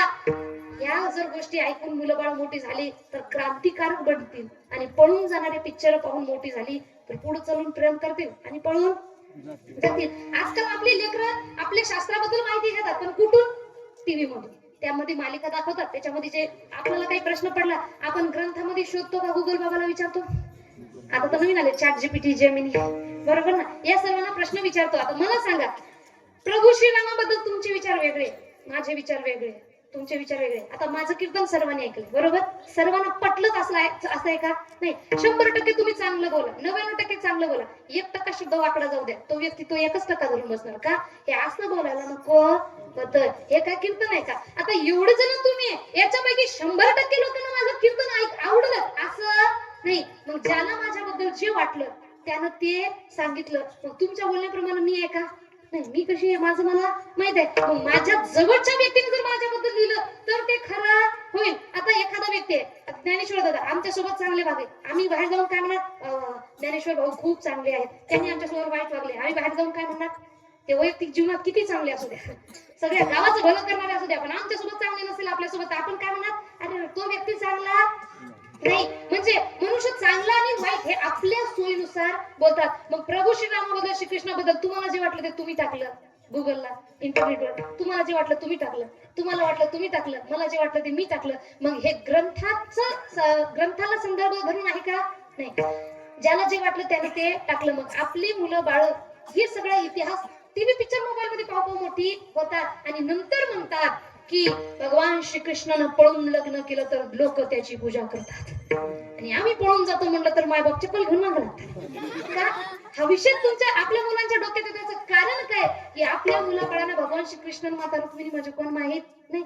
आता माता रुक्मिणीच्या आई वडिलांची भगवान श्रीकृष्णासोबत लग्नासाठी परवानगी होती, माता रुक्मिणीच्या आई वडिलांची परवानगी होती, पण त्यांच्या भावाची परवानगी नव्हती. आणि आपल्या भारतीय संस्कृतीमध्ये मुलीला तिचा वर निवडण्याची स्वतंत्रता शास्त्रानं सुद्धा दिलेली आहे. वरमाला ती म्हणून कुणाच्याही गळ्यामध्ये घालू शकत होती. जेव्हा पांचाली द्रौपदी त्याचं स्वयंवर होतं तेव्हा त्या स्वयंवरामध्ये कर्ण उभे राहिले आणि कर्णाला ते सांगितले मला तुझ्याशी लग्न करायचं नाही. किती बलाढ्य असू दे, तुम्ही बसा. बसले का? कारण मुलींना मुलगा आपला जीवनसाथी निवडण्याची स्वतंत्रता होती. पण माता रुक्मिणीचे जे भाऊ आहेत त्यांना भगवान श्रीकृष्ण आवडत नव्हते, पण आई वडिलांना तर आवडत होते. मग मला सांगा, आई वडिलांचा आशीर्वाद घेऊन माता रुक्मिणी पुढे गेल्या आणि त्यांचं लग्न सुद्धा झालं. मग यात चुकीची गोष्ट आहे का? नाही. तुम्ही तुमच्या आई वडिलांचा आशीर्वाद घ्या, जातो म्हणा तर मग जा ना, कुणी वाईट म्हणणार नाही. पण आई वडिलांचं मन दुखून जर आपण पळून जात असेल, एक गोष्ट नेहमी लक्षात ठेवा, आई वडिलांच्या अश्रूने सुरू झालेला संसार हा कधीच सुखमय असू शकत नाही. आपल्याला नरक येत नाही या जीवनामध्ये येते. मग कधीच पळून जाऊन लग्न करू नये. आणि एक गोष्ट लक्षात घ्या, साधासा विषय महाराज, ज्या मुलीने आपल्या जन्मदात्या आई वडिलांना सोडताना विचार केला नाही, तुमच्या सोबत पळून आले, ते खरंच पुन्हा त्यांना दुसरं आवडल्याच्या नंतर तुम्हाला सोडताना विचार करतील का? नाही. ज्यांनी मायबापातच केलं नाही ते आपलं कुठून करणार आहे? ते म्हणतात नाही नाही तो माझ्यावर खूप प्रेम करतो. आपल्यावर का कोणी प्रेम करत? काहीतरी स्वार्थ आहे. तो स्वार्थ साधून गेल्याच्या नंतर मायबापाशिवाय दुसरं या जगामध्ये कुणी राहणार नाही. मग बरेच जण म्हणतात काय करावं, शिवजी आणि माता पार्वती दोघांनी लव्ह मॅरेज केली आणि प्रेम विवाह केला, त्यांची लोक पूजा करतात आणि आम्ही जर प्रेम विवाह करतो म्हटलं तर मायबाप ऐकत नाहीत, आमच्यासोबत भांडण करतात का? हे प्रश्न पण आपल्या मुलांच्या डोक्यात मुलींच्या डोक्यात याचं एक कारण आहे का? कारण आपल्याला अजून त्यांचा इतिहास माहित नाही. कारण आपण त्यांना फक्त ChatGPT वर सर्च केलेलं आहे. माता पार्वतीला शिवजी आवडत होते आणि एवढी आदिशक्ती आहे, जगत जननी जिला म्हटलेलं आहे, तिने माता पार्वतीने शिवजी मला पती रूपाने मिळावे यासाठी काही न खाता पिता 1000 वर्ष तपस्या केली. तेवढी तपस्या आपण करू शकतो का? नाही. एक फोन उचलला नाही, ब्रेकअप, याशिवाय आपला विषयच नाही. बरं, त्यांच्या प्रेमामध्ये आपल्या प्रेमामध्ये काही फरक आहे. कोणता? त्यांचं प्रेम एकनिष्ठ होतं, आपलं प्रेम एकनिष्ठ सारखं आहे का? नाही. आपलं प्रेम ब्लूटूथ डिव्हाइस सारखं आहे. एक डिस्कनेक्ट झाला का लगेच searching for a new device. आपली लेकर म्हणतात प्यार बार बार हो सकता है, लेकिन बेटा जो बार बार हो सकता है वो प्यार नहीं हो सकता. तुम्ही कधी ऐकलंय का गोपींना श्रीकृष्णावर प्रेम झालं त्याच्यानंतर महादेवावर तरी झालं का? नाही. बरं, श्रीकृष्ण कुणाचे अवतार आहे? श्री विष्णू नारायणाचे. विष्णू नारायणावर प्रेम झालं का नाही? एक तरी एक ही एकनिष्ठता प्रेमामध्ये आपल्या आजकाल भेटत नाही. आजकालचं प्रेम ते म्हणतात प्यार अंध होत आहे. आजकालचं अंध नाही. आजकालचं प्रेम रूप पाहतं, रंग पाहतं, पैसा पाहतं. आणि भगवान श्रीकृष्णाने जे लग्न केलंय द्वारकेचे राजे होते, आपल्याकडे तेवढं आहे का? नाही. आजकाल बघा बरीच जण मुलं म्हणतात की मला ती मुलगी आवडते, लग्न करून द्या. मायबाप वर्ग ऐकत नाही म्हटले तर मग ऐकत नाही तर आम्ही पळून जातो. अहो, मायबाप तरी कशामुळे ऐकतील महाराज? आपले स्वतःचे खायचे वांदे. त्यातल्या त्यात आपण म्हणतो मला ती आवडते, कोण्या भरोशावर घेऊन येणार? मग एखाद्या मुलगाला एखादी मुलगी आवडत असेल, एखाद्या मुलीला एखादा मुलगा आवडत असेल तर त्यांनी काय करतात? एनी टाइम फोनवर व्हिडिओ कॉल, करिअर सोडलं, घर सोडलं, दार सोडलं, मायबाप सोडले. असं करण्यापेक्षा समोरच्या व्यक्तीला सांगा तुला आयुष्यभर माझी साथ निभवायची का? हो म्हटली ना तुम्ही पण विचारा, तुला निघवायची ना? हो. मग फोनवर बोलून टाइमपास करण्यापेक्षा दोघही जण मेहनत करू, स्वतःचं कर्तृत्व असं घडू की आपल्या मायबापांना सुद्धा आपल्या लग्नाला होकार स्वाभिमानानं आनंदानं द्यायला पाहिजे. देतील नाही, पण त्यासाठी आधी स्वतःचं कर्तृत्व सुद्धा सिद्ध करावं लागेल. आपले खायचे बांधून आपण म्हणतो मला ती आवडेल, कशा प्रकारे होणार महाराज? म्हणून आणि भगवंतासोबत कंपॅरिझन कधीच करू नाही. ज्याला खरंच पळून जायचे भगवान श्रीकृष्णासारखं, भगवान श्रीकृष्णांनी लहानपणी विष पिलं होतं, आपण पिऊ शकतो का? पिया वाचले तर जा. भगवान श्रीकृष्णांनी गोवर्धन पर्वत उचलला होता, आपण साधा करंगळीवर एखादा हे मॉनिटर तरी उचलू शकतो का? नाही. आपल्याला दोन्ही हात उचलून ताकद लागते. हे पकवाज आपल्याला करंगळीवर उचलणार नाही. मग त्यांचं आपल्या कंपॅरिझन होऊ शकतं का? नाही. आणि ज्या त्या गोष्टी घडल्या त्याच्या मागे काही ना काहीतरी कारण राहतं. म्हणून आज आपली जी युवा वर्ग, सर्वांना माझी विनंती आहे, तुम्ही सर्व माझ्या भावासारखे. भले तुम्हाला आज माझं बोलणं वाईट वाटत असेल, पण एक वेळ येईल तुम्हाला माझं बोलणं खरं वाटेल. एक गोष्ट नेहमी लक्षात ठेवा, किती प्रेम प्रेम प्रेम म्हणून तुम्ही कुणाच्या जरी मागे लागले, खिशात पैसा नसेल तर सख्खा मामा पोरगी देत नाही, लोकांचं सोडून बघा. ज्यांना वाटतं की बरेच जण म्हणतात मुलाला मुलगी भेटना, मुलाला मुली भेटना, कोणता चांगला मुलगा रिकामा आहे हो? बरोबर. बरेच जण म्हणतात आजकालच्या मुली फक्त पैसा पाहिला तर मग कमवा ना. आपण आपली बहीण कुणाला पण देणार आहे का? नाही. मुलीसाठी मुलगा, आपल्या बहिणीसाठी मुलगा पाहताना आपण कसं पाहतो? आय वॉन्ट वेल सेटल मुलगा आपल्याला पाहिजे. आपल्या बहिणीसाठी, आपल्या मुलीसाठी वेल सेटल पाहिजे. मग जेव्हा दुसऱ्यांच्या मुलीला आपण आपल्या घरी आणतो, स्वतःला आपण घडवायला पाहिजे का नाही? पाहिजे. मग टीव्ही, पिक्चर, मोबाईल मध्ये वेळ घालण्यापेक्षा, मी कसा दिसतो याच्यामध्ये वेळ घालण्यापेक्षा करिअरवर फोकस करा. होईल तेवढं लवकर आपल्या करिअरवर फोकस करा आणि स्वतःचं कर्तृत्व सिद्ध करा. आज या मंडपामधून आपण शपथ घ्यायला पाहिजे. कोण म्हणता मुलांना मुली भेटत नाही, मुलांना मुलगी भेटत नाही? मी माझ्या व्यक्तिमत्वाला, माझ्या कर्तृत्वाने एवढ्या उंचीवर नेईल की त्या मुलीच्या बापाची लाईन सुद्धा माझ्या वडिलांकडे लागली पाहिजे. तुमचा मुलगा एवढा कर्तृत्ववान, त्याचं लग्न माझ्या मुलासोबत लावून द्या. हा प्रत्येकाने विचार डोक्यामध्ये ठेवायला पाहिजे आणि काळाची गरज आहे बरं का. आज तुम्हाला वाईट वाटत असेल, अरे काही हसवणं गेलं नुसतं ज्ञान द्यायला, काही हसवणं गेलं नुसतं ज्ञान द्यायला, पण कधी ना कधी तुम्हाला मी सांगितलेले हे शब्द 100% आठवण येणार. फक्त एवढं लक्षात घ्या की आठवण ही वेळ गेल्याच्या नंतर येऊ नये. आणि सर्व मुलींना सुद्धा माझी सांगणे, ऐसी कळवळ्याची भाविन प्रीती. आपल्यावर प्रेम करणारे हजार लोक असतील, पण आपल्या आई वडिलांपेक्षा जास्त या जगात आपल्यावर कुणी प्रेम करू शकत नाही. आणि म्हणून आपल्या आई वडिलांना त्रास देऊन कधीच पुढच्या जीवनाला सुरुवात करू नये. स्वतःचं कर्तृत्व सिद्ध करा. काय म्हणत आहे आई वडिलांना सांगा, समजून घेतील, समजावून सांगतील, त्यांचं सुद्धा समजून घ्या. 20 वर्ष त्यांनी आपल्याला जपले, खरंच कुणाच्याही हातामध्ये देण्यासाठी त्यांचं काळीज एवढं लवकर मानल का? नाही. मग म्हणून आज नाही, उद्या नाही, परवा नाही, तेरवा नाही, पण एक दिवस हो म्हणतील. आणि म्हणून करिअरवर फोकस करा. आपल्या आई वडिलांची कॉलर ही 4 चौघामध्ये टाईट झाली पाहिजे. स्वाभिमानाने आपल्या आईने सुद्धा सांगितलं पाहिजे, बाबांना सुद्धा सांगितलेलं आहे, ती मुलगी तो मुलगा माझा आहे. एवढं स्वतःला आपण घडवण्यामध्ये व्यस्त राहायला पाहिजे. हे होणार कधी? जेव्हा आपण माता पिता वर्ग तसे संस्कार देणार. मग आपल्या लहानपासून मोठ्या मुलाला टीव्ही, पिक्चर, मोबाईल पासून थोडं दूर ठेवा. चांगले संस्कार द्या. एक शेवटचा दृष्टांत तुम्हाला सांगते आणि आपल्या कीर्तनाचा वेळ झाला. कीर्तन रूपी सभेत पूर्णविराम देते.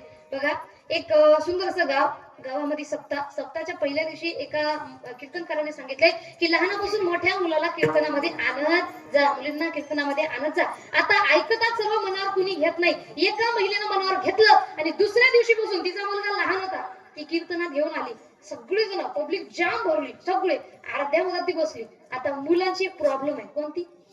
लहान मुलं हे शांत बसतात का? नाही. आणि मुळात जर गर्दीमध्ये बसलं का त्यांना शी नाही तर सु काहीतरी येणार, म्हणजे येणार. आता तो मुलगा मध्यस्थी बसला आणि आपल्या आईला उभं राहून एवढ्या मोठ्यानं म्हणाला, आई मला स्वाली, एवढ्या मोठ्यानं म्हणाला की पेंडॉल मधली सगळी लोक त्या महिलेकडे पाहून हसू लागली. त्या महिलेला थोडं वाईट वाटलं आणि त्या महिलेनं त्या मुलाला घरी घेऊन समजावून सांगितलं, बाळा उद्यापासून जर तुला सोयी तू मला स्वाली म्हणायचं नाही. तो मुलगा लहान होता, त्याला काही कळत नव्हतं. मग तो म्हणाला, आई मग काय म्हणू? ती म्हणाली, उद्यापासून जेव्हा तुला सोयी तेव्हा तू एक शब्द बोलायचा, काय? आई मला गाणं म्हणायचं. वाक्य लक्षात ठेवा, कोणतं? आई मला गाणं म्हणायचं. आता त्या मुलांचं आईचं ठरलं. तिसऱ्या दिवशी कीर्तनाला आले, त्याला सुआले की तू सरळ आईला म्हणायचं, आई मला गाणं म्हणायचं. आई त्याला सुला घेऊन जायची, पुन्हा कीर्तन घेऊन बसायची. दुसरा, चौथा, पाचवा, सहावा, सातवा सगळे दिवस गेले. 8वा दिवस आला काल्याचा आणि काल्याच्या दिवशी त्या आईची बिघडली तब्येत. आई म्हणाली, आज तर मी कीर्तनाला जाऊ शकत नाही. मग काय करावं बाळा, आज आपण कीर्तनाला जाऊ नये. मुलानं पकडला बाल हट्ट.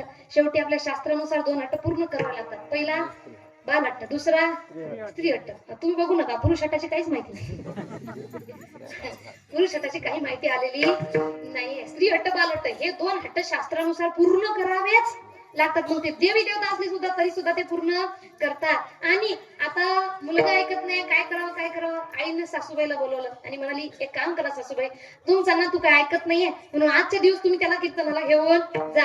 आता आज कीर्तनाला गेले, कालाच्या दिवशी कोण? आजी आणि मोठ्याने बोला ये माय, मोठ्याने. आजी आणि दोघ जण. हा तुम्ही शांत राहायचे.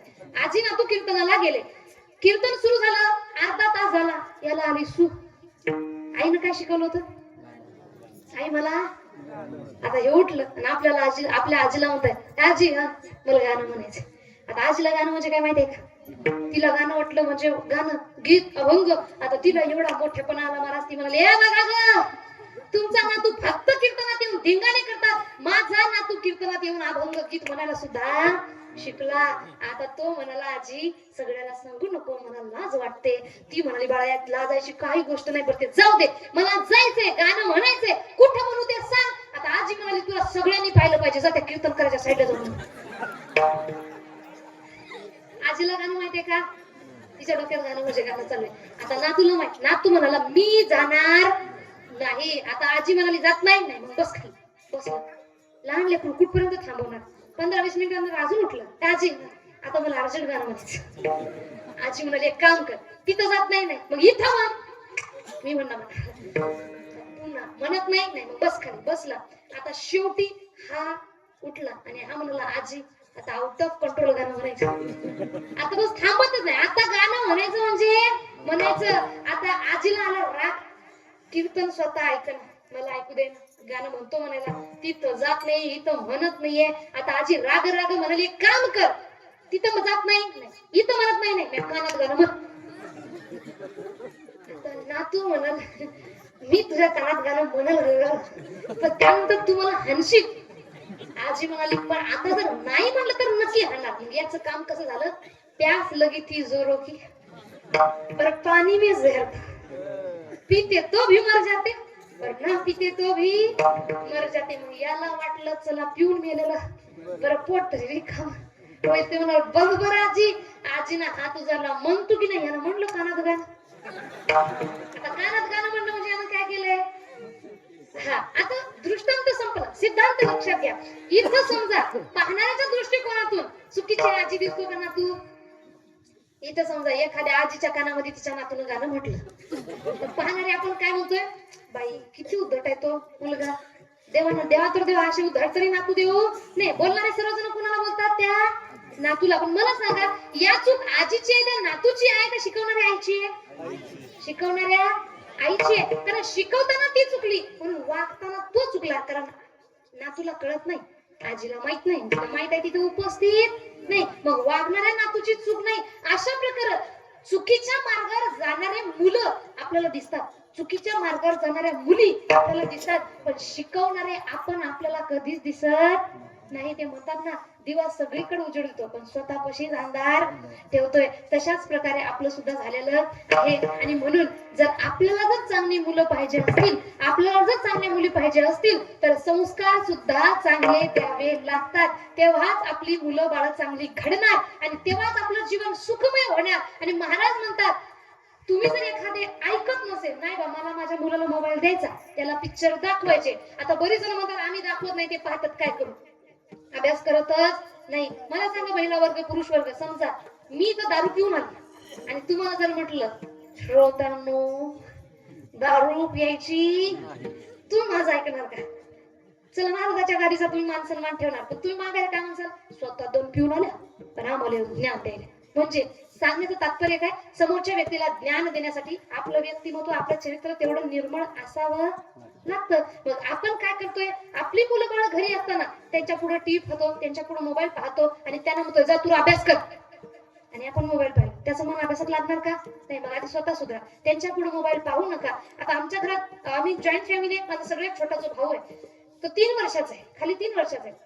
आणि आमच्या घरात आजोबांनी नियम बनवलेला आहे, कितीही अर्जंट काम असो, तो आला, हजार कामं सोडून मोबाईल खिशात ठेवावे लागतं, नाही तर आजोबाचा मार खावा लागतो. का? कारण त्याच्या समोर पाहिलं नाही तर तो आपल्या समोर पाहण्याची जिद्द सुद्धा करणार नाही.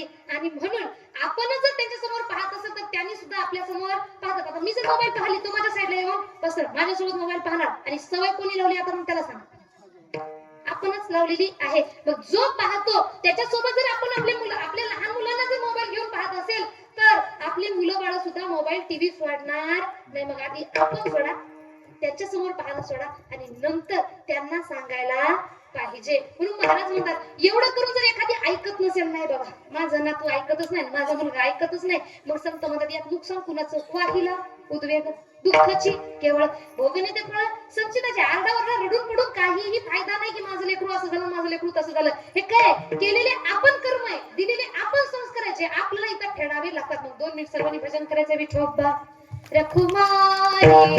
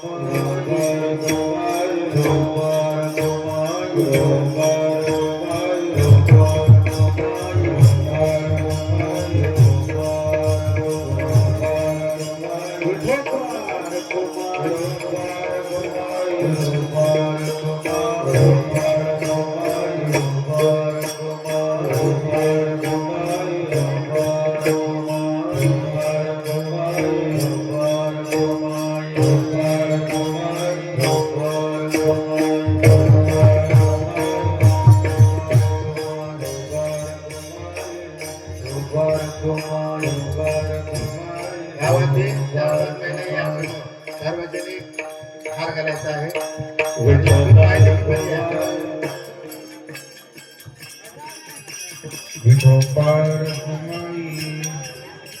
या समोर या गावातील चार गावातील बांधली किती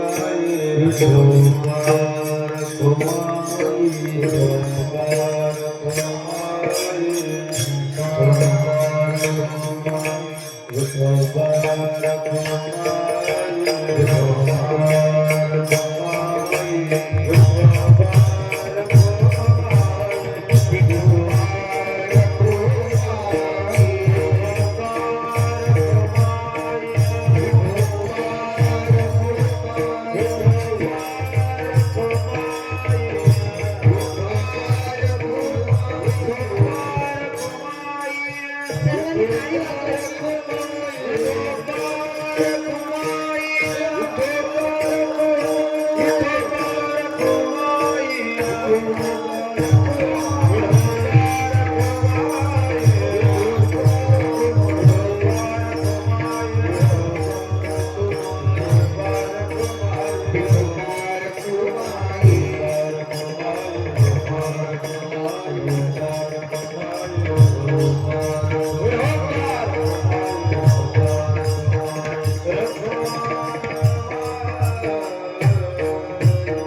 पुंडलिक वरद हरिविठ्ठल श्री ज्ञानदेव तुकाराम. पंढरीनाथ भगवान की जय. मौली ज्ञानेश्वर महाराज की जय. जगद्गुरु संत तुकाराम महाराज की जय.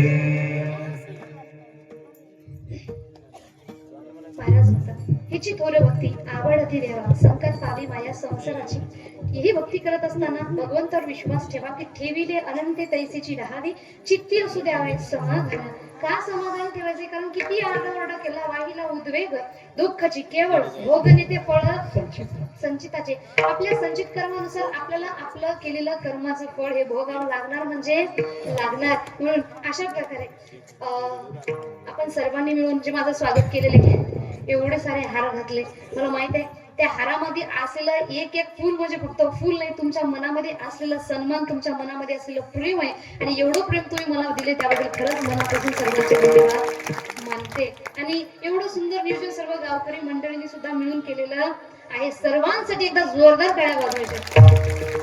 जेवढे काही कार्यकर्ते आहेत त्यांचे सुद्धा मनापासून धन्यवाद. आणि महत्वाचं म्हणजे जेवढे काही युवा वर्ग, युवा मुलं, युवा मुली इथं उपस्थित आहेत त्यांच्या आई वडिलांसाठी जोरदार टाळ्या. तुम्ही बघा, आजकाल आपण बघू शकतो आजकालचे युवा वर्ग ही भक्ती नको म्हणतात, सप्ताह नको म्हणतात. पण तुमच्या गावामध्ये आणि आजकाल बऱ्याच ठिकाणी युवा वर्ग मिळून सुंदर असा सप्ताह सुद्धा साजरा करतात. आल्याच्या नंतर मी बघितलंय जेवढे काही सप्ताह कमिटीचे जे मुलं आहेत हे सगळेजण युवा आहे. आणि युवा असून आजकालचे मुलं हे जास्तीत जास्त काय म्हणतात, ब्रिस्टल शिव ब्रँड नाही, बाटा शिव चप्पल नाही, टाटा शिव गाडी नाही, दारू पियाची इकडे तिकडे लोळायचं पण असा कोणताही भाग तुमच्या गावामध्ये नाही. एवढे सुसंस्कृत जे मुलं मुली घडले हे खरंच संत म्हणतात आपुलिया हिता जोसे जागता धन्य माता पिता याचे खरंच तुम्ही धन्य आहे की तुमच्या गावातील मुलं, तुमच्या गावातील मुली एवढ्या चांगल्या घडल्या आणि एवढं सुंदर सप्ताहाचं नियोजन सुद्धा करत आहात. आणि बघा एक गोष्ट मी लक्षात ठेवा, मी नेहमी म्हणतो की छत्रपती शिवाजी महाराजांसारखा मुलगा जर पोटी जन्माला पाहिजे असेल तर संस्कार सुद्धा मासाहेब जिजाऊंसारखे द्यावे लागतील. शिवराय जन्माला आले याचं कारण काय?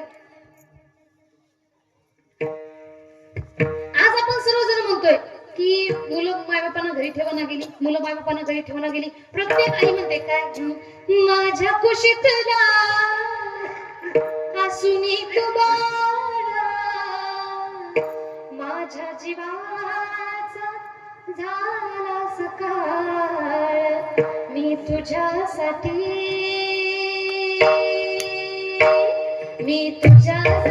जीवन गाडिले रे बाळा, तुने नाही पाणी पाजिले, मी तुझ्यासाठी जीवन गाडिले रे बाळा, तुने नाही पाणी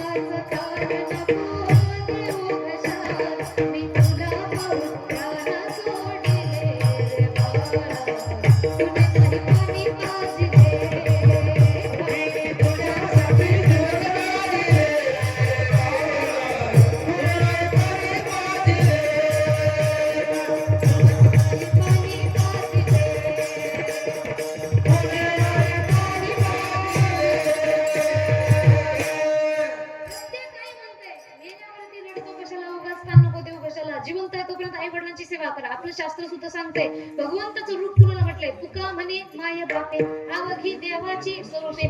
माय बाप केवळ काशी तेने न जावे तीर्थासी. जो व्यक्ती आपल्या आई वडिलांची सेवा करतो त्याला काशी सारख्या पवित्र तीर्थाचं फळ हे घर बसल्या मायबापाच्या चरणामध्ये मिळणार.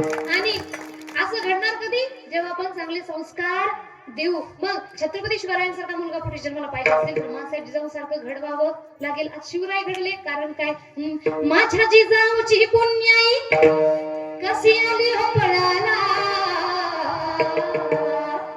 तो बापाचा बाप शिवराज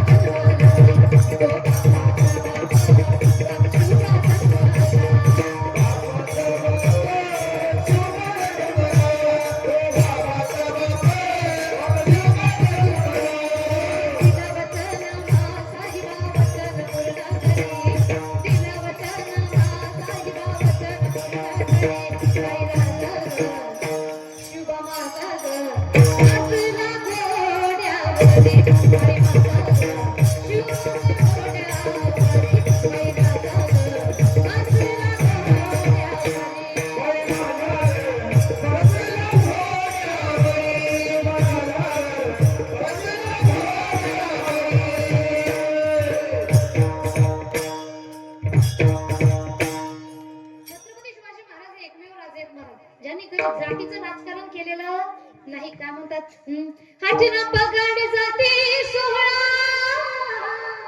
सारे समाज मराठा मुळा, स्वराज्यावर ठेवून डोळा, एका जागी केलाय गोळा, स्त्री अत्याचार करीन दूर एकाच चित्त, स्त्री अत्याचार करीन दूर एकाच चित्त,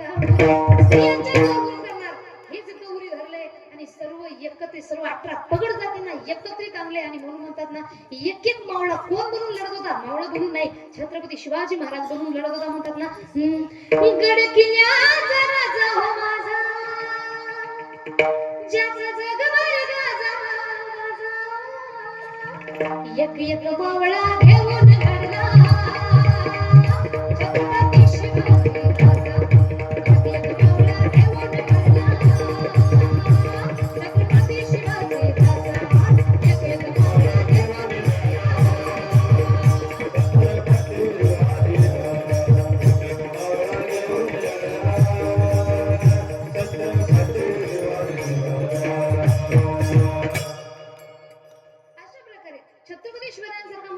जन्माला पाहिजे असेल तर संस्कार हे मासाहेब जिजाऊसारखे द्यावे लागतील. आणि आपल्या मुली सुद्धा जर आपल्याला पुण्यश्लोक अहिल्यादेवी होळकरांसारख्या पाहिजे असतील, मासाहेब जिजाऊसारखे पाहिजे असतील तर त्यांना सुद्धा तसे संस्कार द्यावे लागतील. आज तुम्ही बघा, पुण्यश्लोक अहिल्यादेवी होळकर यांनी हातामध्ये फक्त शिवजींची पिंड घेतली आणि स्वतःच्या भरोश्यावर समाज काय म्हणाल ही भीती मनात न धरता, बघा जेव्हा त्यांच्या पतीचं निधन झाले तेव्हा समाजाने त्यांना सांगितले की तुम्ही आता सती जा, तुम्ही आता सती जा, तुम्ही जर सती गेला नाही तर तुम्हाला मोक्ष मिळणार नाही, भगवंत मिळणार नाही. तेव्हा अहिल्यादेवी होळकर यांना त्यांच्या सासऱ्यांची साथ होती आणि अहिल्यादेवी होळकरांना खंबीरपणे बोलतात काय की मला मेल्याच्या नंतर स्वर्ग देव मिळेल का नाही हे मला माहित नाही, पण मी जर जिवंत राहून या सर्व समाजाची सेवा केली तर माझ्या दारात देव उभा राहिल्याशिवाय राहणार नाही. कारण संत म्हणतात पुन्हापाशी देव राहतो जे का रंजले गांजले त्यासी म्हणे जो आपले तोची साधू ओळखावं. साधू म्हणजे कोण,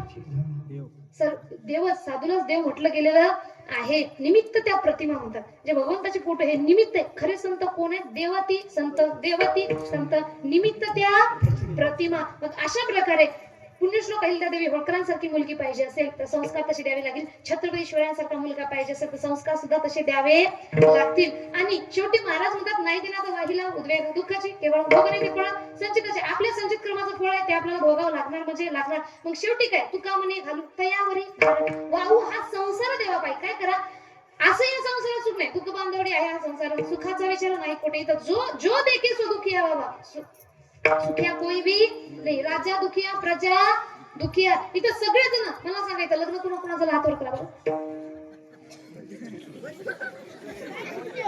तुम्ही सगळे बालब्रह्मचारीच आहे का ज्ञानेश्वर भाऊ? इकडे लग्नाला दुसरं नाव आहे का? लग्न शादी विवाह मॅरेज बरं डेमो देऊ सावधान स्वस्ती पुन्हा पुन्हा झालो मागचे खालीवरी हात करायला तुम्ही कन्फ्युजन मध्ये आहे का? हा बरं असं ज्यांचं लग्न झालं ते तरी सुखी आहे का? बरं, ज्यांचं लग्न नाही झालं ते तरी सुखी आहे का? तिथं राज्य दुखी आहे प्रजा दुखी आहे. ज्यांचं लग्न झालं नाही ती रोज देवाकडे प्रार्थना करायला यंदा यावं माझं नाव साजनीच्या मुखाने माझं नाही तर माझ्या मित्राचं तरी येऊ दे. आणि एकदा का लग्न झालं तो व्यक्ती जमिनीवर चालत नाही तो गाणं बदलतो तो म्हणतो आज मैं ऊपर आसमान नीचे आज मैं आगे जमाना है. आणि लग्नाला 1-1.5 वर्ष झालं का म्हणतात नवी नवी नवरी तेव्हा आशेवरी वाणी लाज आता झाली चिलपिलो कोंबडी सारखी. एकदा लग्नाला 1-1.5 वर्ष झालं का त्या व्यक्तीला सुख मिळतं का? तो गाणं बदलतो तो म्हणतो ये क्या हुआ कैसे वा तुम्ही लय दुखी दिसाले. अशा प्रकारे संसारात सुख आहे पण कुठपर्यंत नवीन नवीन लग्न आहे तोपर्यंत. म्हणून महाराज म्हणतात या संसारात पूर्ण सुख मिळू शकत नाही. या संसारात सुख पाहता जवळ एवढे दुःख पर्वत एवढे आणि म्हणून याच्या मागे लागू नका. संसारात राहा सगळं करा परंतु वेळ आल्याच्या नंतर एकट्यालाच जायचंय म्हणून वेळोवेळी त्या भगवंताची आठवण झाली पाहिजे. मग काय करा तुका म्हणे घालू तयावरी भार सगळा जो भार आहे तो त्या भगवंतावर टाका. वाहू हा संसार देवा पाहिजे सगळा संसार भगवंताच्या पायाशी वाहा हा झाला अभंगाचा पूर्णता भावार्थ. अर्थ असं ते किंवा वेगळा असं मी सांगू शकत नाही. बोलण्याचा उद्देश माझा जनजागृतीपर असल्यामुळं मी तशाप्रमाणे विषय आपल्या समोर मांडले आहेत. बोलताना कुणाला जर काही वाईट वाटलं असेल बोलिले लेकरू वेडी वापडी उतरा क्षमा अपराध महाराज तुम्ही सिद्ध आपलंच लेकरू म्हणून क्षमा करायचे. आजची झालेली कीर्तन रूपी सेवा माझ्या गुरु शरीभक्तपर्यंत पंजाब महाराज चालगणीकर भाऊसाहेब यादव महाराज आळंदीकर आराध्य छत्रपती शिवाजी महाराज बजरंग बली सर्व गावकऱ्यांच्या सर्व कलाकारांच्याही चरणी ठेवते. मग बॅनर द्यायचे तुम्ही सर्वांच्या चरणी अर्पण करते. कारण एक कीर्तन चांगलं झालं याला एकटा कीर्तनकार जबाबदार नसतो. जे गायन तुम्हाला आवडतं त्यामागं वारकरी असतात ज्यांनी सुंदर कोरस दिलेला असते. त्याच्या मागे पकवाज वादक असतात ज्यांनी सुंदर असा पकवाज वाजवलेला असते. हरिभक्तप्राण अविनाश महाराज मोठे पकवाज वादक महाराजांसाठी जोरदार टाळ्या वाजवायचे. अगदी सुंदर अशी साधना जेव्हा त्यांनी पोवाडे वाजवत होते ना डीजेच्या पलीकडे त्यांचा पकवाज वाजवत होता बरोबर ना. सुंदर असं पकवाज ज्यांचे त्यांच्या सुद्धा मनापासून धन्यवाद मानते. हरिभक्तप्राण बालाजी महाराज मुळे हरिभक्तप्राण रोहित महाराज पाटील हरिभक्तप्राण रामेश्वर महाराज पाटील सर्वांचे मनापासून धन्यवाद मानते. जेवढे काही गायनाचार्य उपस्थित आहेत जेवढे काही वारकरी उपस्थित आहेत सर्वांचे मनापासून धन्यवाद मानते. कुणाचं नाव राहिलं असेल तर मी जाणून बुजून कुणाचंही विसरलेली नाही परंतु जर कुणाचं राहिलंच असेल तर मला क्षमा करायचं आहे. आणि कीर्तन रूपी सेवा सुंदर आज तुमच्याही चरणी अर्पण करते. सर्व जेवढे काही गावकरी आहेत जेवढे काही बाहेर गावची मंडळी आहे त्यांचे सुद्धा मनापासून धन्यवाद मानते. आणि कीर्तन रूपी सेवा इथं पूर्णविराम देते. ज्ञानेश्वर माऊली